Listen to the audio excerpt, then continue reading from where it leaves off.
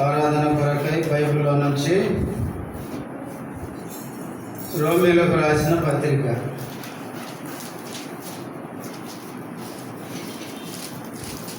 పౌలు రోమీయులకు రాసిన పత్రిక 8వ అధ్యాయం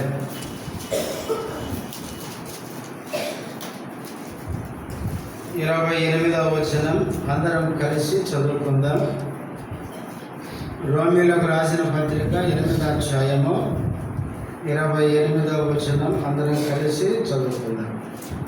దేవుని ప్రేమించు వారికి అనగా ఆయన సంకల్పము చొప్పున పిలువబడిన వారికి మేలు కలుగుటకై సమస్తము సమకూడి జరుగుతున్నవని ఎరుగుదుము. ప్రార్థన చేసుకుందాం.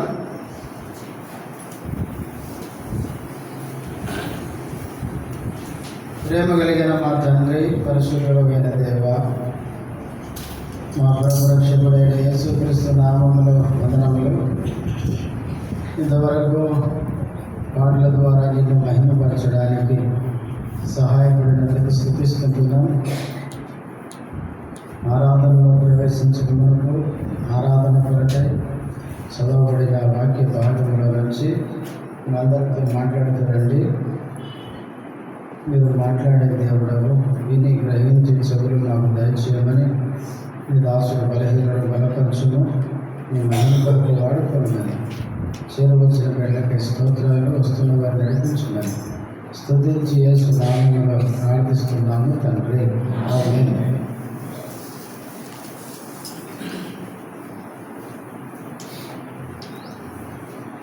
రోమీయులకు రాసిన పత్రిక 8వ అధ్యాయము 28వ వచనం. దేవుని ప్రేమించు వారికి అనగా ఆయన సంకల్పము చొప్పున పిలువబడిన వారికి మేలు కలుగుటకై సమస్తమును సమకూడి జరుగుతున్నవని ఎరుగుదము. దేవుని ప్రేమించు వారికి అని అనగా ఆయన సంకల్పము చొప్పున పిలువబడిన వారికి. దేవుడు ఇలా మనల్ని ప్రేమించినాడు. మనం దేవుణ్ణి ప్రేమించక ముందు దేవుడే మొదట మనల్ని ప్రేమించున్నాడు. చూడండి, యోహాను రాసిన మొదటి పత్రిక 4వ అధ్యాయం 4వ అధ్యాయము 19వ వచనం. ఆయనే మొదట మనలను ప్రేమించిన కనుక మనము ప్రేమించుచున్నాము. మొదటి ఎవరు ప్రేమించారు? మనము కాదు, దేవుడే మొదట మనలను ప్రేమించినాడు. ప్రేమ అనేది మొదట దేవుని వైపు నుంచి మన వైపు వచ్చింది. ఆయన మొదట మనలను ప్రేమించినాడు. ఇదే 4వ అధ్యాయం 10వ వచనం. మనము దేవుని ప్రేమించింది మని కాదు, తానే మనలను ప్రేమించి మన పాపములకు ప్రాయశ్చిత్తమై ఉండుటకు తన కుమారుని పంపెను. ఇందులో ప్రేమ ఉన్నది. మనము దేవుని ప్రేమించింది మని కాదు అన్నాడంటే మనము దేవుని ప్రేమించలేదు, ఆయనే మనల్ని ప్రేమించినాడు. మనము దేవుని ప్రేమించకపోయినా దేవుడే మనల్ని ప్రేమించినాడు. మనం దేన్ని ప్రేమించాము? చూడండి, యోహాను సువార్త 3వ అధ్యాయం. యోహాను సువార్త 3వ అధ్యాయం 19వ వచనం. ఆ తీర్పు ఇదే, వెలుగు లోకములోనికి వచ్చెను గాని తమ క్రియలు చెడ్డవైనందున. ఇదన్నమాట. మనుషులు దేన్ని ప్రేమించలేదు? వెలుగంటే ఎవరు? దేవుడే, యేసుక్రీస్తే. మనుషులు వెలుగును ప్రేమింపక చీకటి అంటే పాపం. మనుషులు వెలుగైన దేవుని ప్రేమించలేదు కానీ చీకటి అనే పాపాన్ని ప్రేమించినారు. ప్రియులారా, మనము దేవుని ప్రేమించకపోయినా ఆయనే మొదట మనల్ని ప్రేమించినాడు. ఆయన మనను ప్రేమించి ఆయన ప్రేమను మన ఎడలో చూపించినాడు. అందుకే దేవుని ప్రేమించు వారికి అని చదివినప్పుడు దేవుని ప్రేమించే వారికి మేలు కలగడానికి సమస్తము సమకూడి జరుగును అని చదువుతారు. అంటే మనము దేవుని ప్రేమించక ముందు దేవుడే మనల్ని ప్రేమించినాడు. మొదట ఆయన మనల్ని ప్రేమించినాడు.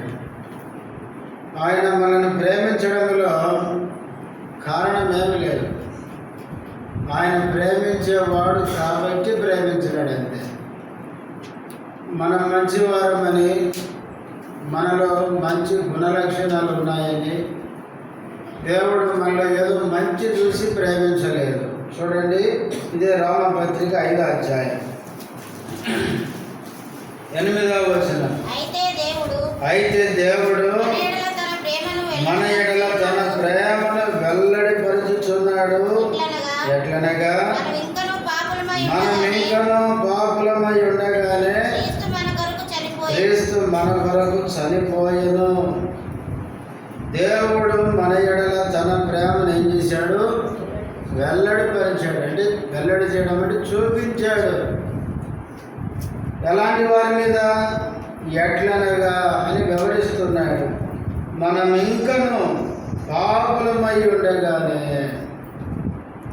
మనం పాపములో ఉండగానే ఆయన మనల్ని ప్రేమించినాడు. మంచి వారిని ఎవరైనా ప్రేమిస్తారు, చెడ్డవారిని ఎవరు ప్రేమించరు. ఒకసారి జరిగిన సంఘటన నేను విన్నాను. ఒక యవనస్తుడు ఒక అమ్మాయి అంటే పడుతున్నాడు.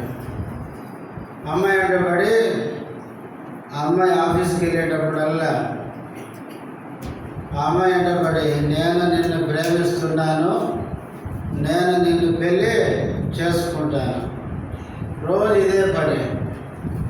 ఆ అమ్మాయి ఆఫీస్కి వెళ్ళే టైంకి రెడీ వస్తాడు.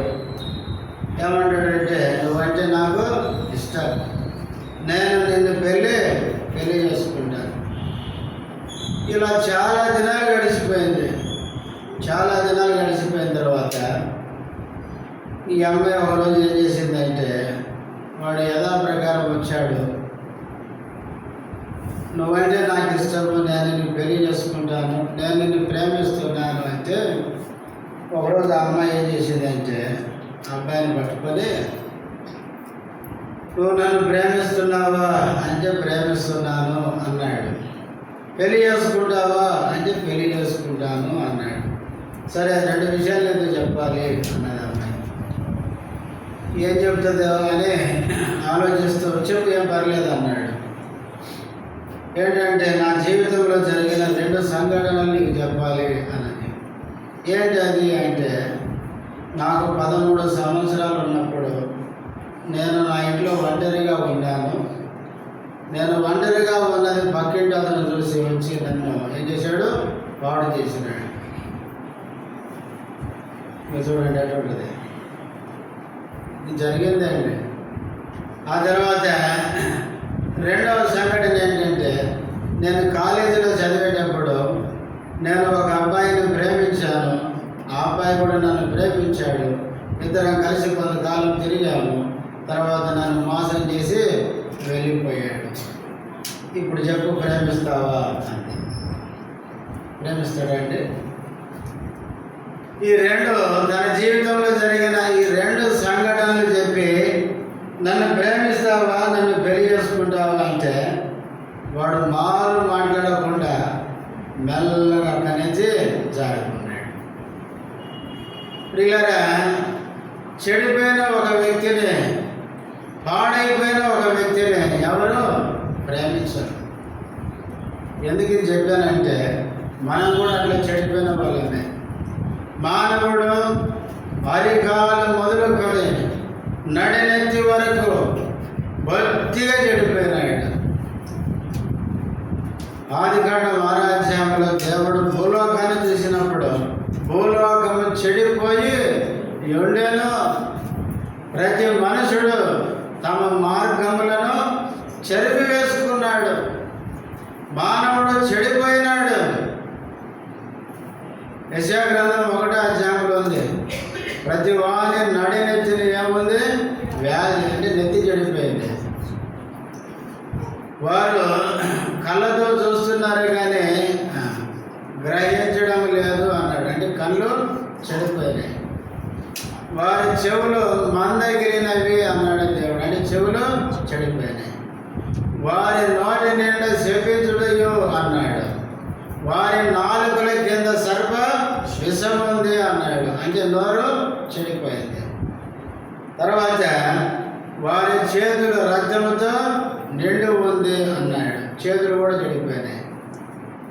తర్వాత పాపము చేయుటకు వారి పాదములు పరిగెత్తుచున్నవి అన్నాడు దేవుడు.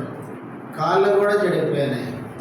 హృదయం అన్నిటికంటే మోసకరమైంది అన్నాడు. హృదయం కూడా చెడిపోయింది. అంటే మనిషి నిలువెల్ల ఏమైపోయినాడంటే బొత్తిగా చెడిపోయినాడు.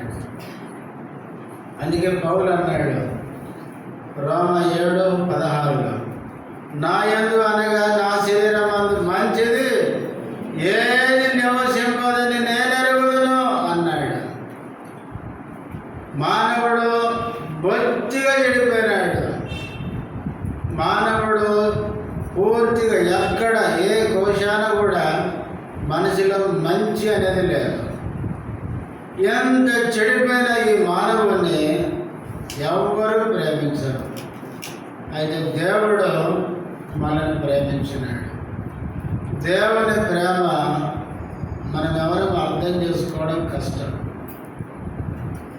అందుకే సోలమిత అంటది ప్రియుల గురించి, ఆయన ప్రేమ అంట ధ్వజంగా ఎత్తినప్పుడు ఈమెకు మూర్చిల్లిందంట. అంటే శ్రోతల్ని పడిపోయింది. దేవుని ప్రేమ మనకు పూర్తిగా అర్థమైతే మనం నిలబడలేము. కళ్ళు తిరిగి చచ్చిపోతుంది కింద పడి. అంత గొప్ప ప్రేమ మన మీద చూపించినాడు. ఎందుకయ్యా నన్ను ఇంతగా ప్రేమించావంటే ఆయన అంటాడు, ప్రేమించే గుణం నాది కనుక ప్రేమించాలంటే. మనం మంచివారమైతే ప్రేమించలేదు. అందుకే యాలయనగా మనం పాపులమై ఉండగా క్రీస్తు మనల్ని ప్రేమించినాడు. మనం చెడిపోయి ఉండగా ఏ మంచి లేనప్పుడు దేవుడు మనల్ని ప్రేమించినాడు. తీతుకు రాసిన పత్రిక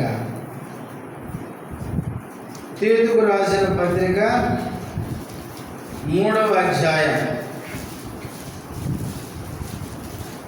3వ వచనం, ఎందుకనగా మనము కూడా మునుపు అవివేకులమును అవిధేయులమును మోసపోయిన వారమును నానా విధములైన దురాశలకును భోగములకును దాసులమునై ఉండి దుష్టత్వమునందును అసూయ యందును కాలము గడుపుచు అసహ్యులమై ఒకరినొకడు ద్వేషించుచు ఉంటిమి గాని మన రక్షకుడైన దేవుని యొక్క దయయు మానవుల ఎడల ఆయనకున్న ప్రేమయు చాలమ్మ.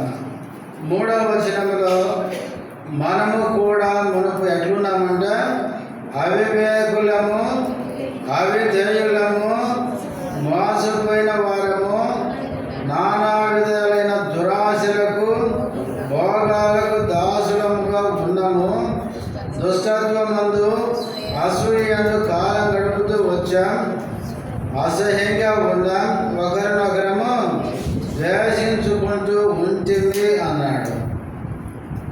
ఇలాంటి వారి మీద 4వ వచనంలో మన రక్షకుడైన దేవుని యొక్క దయ మానవుల ఎడల ఆయనకున్న ప్రేమ. ఇట్లాంటి వాళ్ళ మీద ప్రేమ ప్రత్యక్షమైందండి. 3వ వచనంలో అంతగా చెడిపోయిన ఆ మనిషి మీద దేవుని ప్రేమ ప్రత్యక్షమైంది.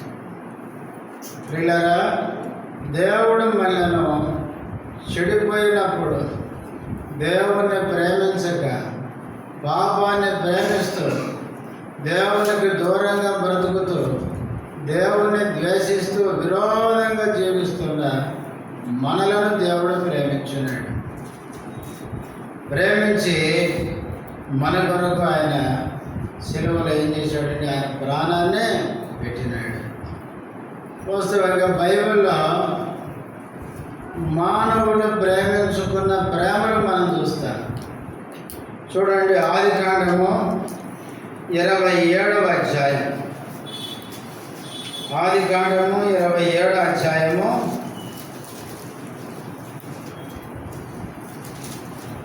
క్షమించండి 29వ అధ్యాయం. ఆదికాండం 29వ అధ్యాయము 18వ వచనం. యాకోబు రాహేలును ప్రేమించి, నేను చిన్న కుమార్తె అయిన రాహేలు కోసము నీకు 7 సంవత్సరములు కొలువు చేసేదనెను. యాకోబు ఎవరిని ప్రేమించాడు? రాహేలును ప్రేమించాడు. ప్రేమించినందుకు ఆయన ఏం చేశాడు? 7 సంవత్సరాలు ఏం చేశాడంట? కొలువు చేసినాడు. రాహేలు మీద ప్రేమకి గుర్తుగా 7 సంవత్సరాలు ఆయన కొలువు కష్టపడుతూ వచ్చినాడు. తర్వాత ఇదే ఆదికాండము 37వ అధ్యాయం 3వ వచనం. మరియు యోసేపు ఇశ్రాయేలు వృద్ధాప్యమందు పుట్టిన కుమారుడు కనుక తన కుమారులందరికంటే ఎక్కువగా అతని ప్రేమించి అతని కొరకు విచిత్రమైన నిలువుటంగి పుట్టించెను. యాకోబు లేక ఇశ్రాయేలు యోసేపును కుమారులందరికంటే ఎక్కువగా ప్రేమించాడు. ప్రేమకు గుర్తుగా ఏం పుట్టించాడు? విచిత్రమైన నిలువటంగి. యాకోబు రాహేలును ప్రేమించి 7 ఏళ్ళు కొలువు చేశాడు. యాకోబు యోసేపును ప్రేమించి విచిత్రమైన నిలువుటంగి పుట్టించాడు. సమూయేలు మొదటి గ్రంథం 18వ అధ్యాయం. సమూయేలు మొదటి గ్రంథం 18వ అధ్యాయం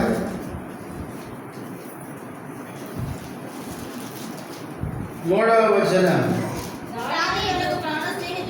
దావీదు తనకు ప్రాణ స్నేహితుడని భావించుకొని అతనిని ప్రేమించుచు యోనాతాను అతనితో నిబంధన చేసుకొనెను.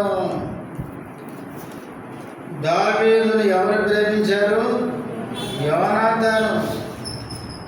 ఎట్లా ప్రేమించాడు? ప్రాణ స్నేహితుడిగా ప్రేమించినాడు. ప్రేమించి 4వ వచనం. మరియు యోనాతాను తన దుప్పటిని, తన కత్తిని, తన విల్లును, నడికట్టును తీసి దావీదునకిచ్చెను. యోనాతాను దావీదును ప్రాణ స్నేహితుడిగా ప్రేమించి ప్రేమకు గుర్తుగా నిబంధన చేశాడు. ఇంకేమిచ్చాడు? దుప్పటి, కత్తి, విల్లు, నడికట్టు.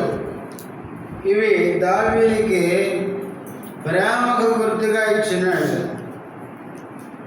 తర్వాత ఎస్తేరు గ్రంథం 2వ అధ్యాయం. ఎస్తేరు గ్రంథం 2వ అధ్యాయం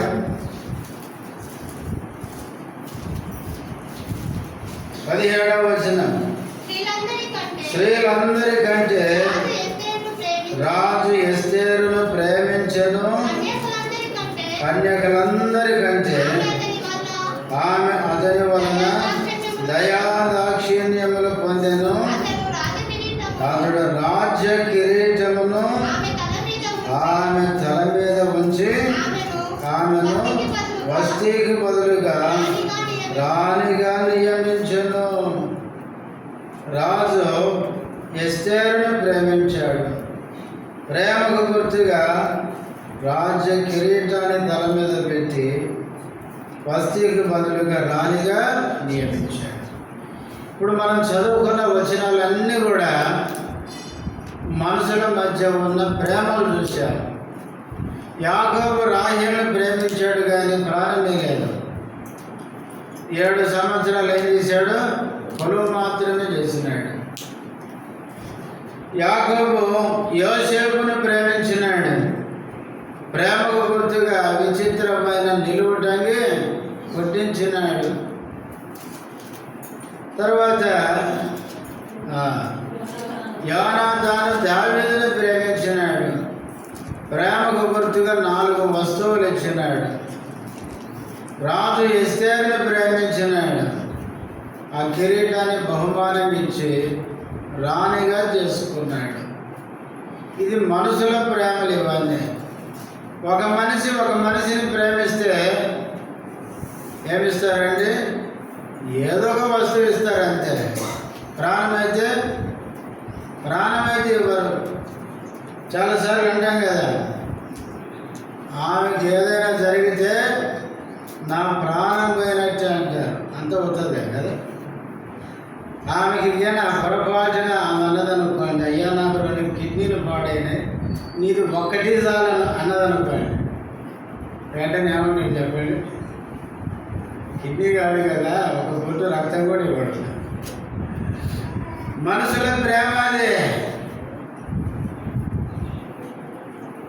వీళ్ళ మానవులు మనల్ని ప్రేమిస్తే ప్రేమకు గుర్తుకు ఏమైనా ఇస్తారేమో, కానీ ప్రాణం ఇచ్చేవారు ఎవరు లేరు. కానీ దేవుడు మనల్ని ప్రేమించినాడు. దేవుడు మనల్ని ప్రేమించి మన కోసం ఏమిచ్చాడండి? ప్రాణం. చూడండి, మొదటి యోహాను పత్రిక, యోహాను రాసిన మొదటి పత్రిక 3వ అధ్యాయం 16వ వచనం. ఆయన మన నిమిత్తము తన ప్రాణము పెట్టెను కనుక దీని వలన ప్రేమ ఎట్టిదని తెలుసుకొనుచున్నాము. చాలమ్మా. ఆయన మన నిమిత్తం ఏం పెట్టాడండి? ప్రాణం పెట్టాడు. రోమపత్రిక 5వ అధ్యాయంలో మనం చదువుతాం. మంచి వారి కోసం ఒకడు, నీతిమంతుని కోసమే ఒకడు చనిపోవట అరుదు అన్నాడు. నీతిమంతుని కోసమే చచ్చిపోవడం అరుదైతే, దుష్టులము, దుర్మార్గులము, ఏమాత్రం మంచితనం లేని వాళ్ళము, ఇలాంటి మన కోసం ఆయన ప్రాణం పెట్టాడంటే ఇది ఎట్లాంటి ప్రేమ, ఎట్లా అర్థం చేసుకోవాలి? ఆయన మన నిమిత్తము తన ప్రాణం పెట్టెను, దీని వలన ఏం తెలుసుకుంటున్నాం? ప్రేమ ఎట్టిదని తెలుసుకొనుచున్నాం. దేవునికి మన మీద ఉన్న ప్రేమ ఎలాంటిదో మనం తెలుసుకుంటున్నాం. ప్రియులారా, దేవుని ప్రేమ ఎంత గొప్పదో! మనల్ని ఆయన ప్రేమించి మన కోసం ఆయన ప్రాణం పెట్టినాడు. యోహాను సువార్త 15వ అధ్యాయంలో అంటాడు, ప్రాణము పెట్టు వారి కంటే ఎక్కువైన ప్రేమ కలిగిన వాడు ఎవడు? నీకోసం ప్రాణం పెట్టే దేవుని కంటే నిన్ను ఎక్కువగా ప్రేమించేది ఇంకెవరు? మన దేవుడు మనల్ని ప్రేమించినంతగా ఈ లోకంలో ఎవరు కూడా మనల్ని ప్రేమించలేరు. లోకంలో ఎన్ని ప్రేమలున్నా ఆ ప్రేమలన్నీ ఒట్టివే. కానీ దేవుని ప్రేమ అది నిత్యము నిలిచుండేది. బైబిల్లో చూడండి, యేసుక్రీస్తు శిష్యుల గురించి రాయబడింది. యోహాను సువార్త 13:1 ఆయన ఈ లోకంలో నుంచి వెళ్ళవలసిన గడియ వచ్చినని ఎరిగి ఈ లోకంలో ఉన్న తన వారిని ప్రేమించి అంతవరకు ప్రేమించినాడు. ఆ 13వ అధ్యాయాన్ని నేను చదువుతున్నప్పుడు గమనించాను. యేసుక్రీస్తుకి శిష్యుల యొక్క పరిస్థితి అంతా తెలుసు. కానీ శిష్యులు ఏం చేశాడంటే ప్రేమించినాడు. అప్పటికే ఇస్కరియోతు యోధ బేరం చేసుకుని వచ్చినాడు. 30 వెండి నాణ్యాలకి యేసు ప్రభువును అప్పగించడానికి బేరం కుదుర్చుకొని వచ్చినాడు. అయినా యోధాను ఏం చేశాడు? యేసు ప్రభు ప్రేమించినాడు. అంతేకాదు ఆ రాత్రే పేతురు ముమ్మారు ఏం కాబోతున్నాడు? బొంకబోతున్నాడు. యేసుక్రీస్తు ఎవరో ఎరగనని ముమ్మారు బొంకబోతున్నాడు. ఆయన పేతురును కూడా దేవుడు ప్రేమించినాడు. యేసుక్రీస్తు చనిపోయిన తర్వాత తోమా ఏమనబోతున్నాడు?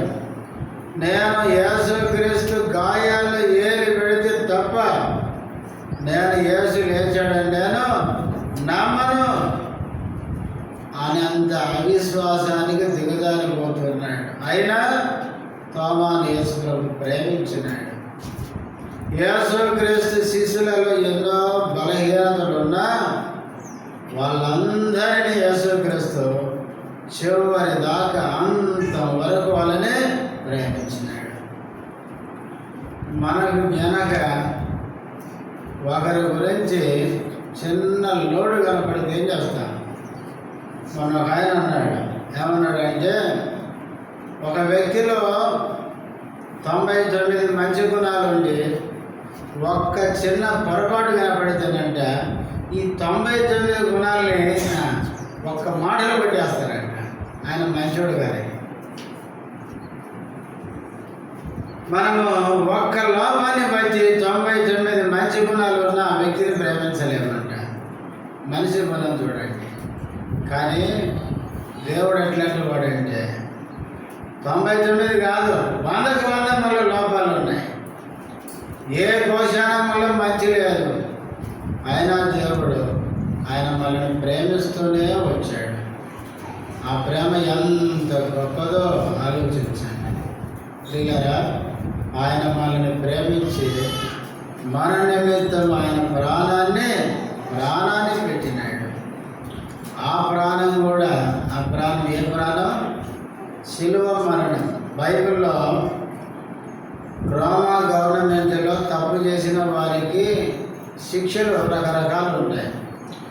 ఒకటి రాళ్ళతో బట్టి చంపడం. మనం స్టెఫెన్ చూస్తాం. స్టెఫెన్ ఏం చేశారు? రాళ్ళు తీసుకొని కొట్టి చంపినారు. రెండవది శిరఛేదనం.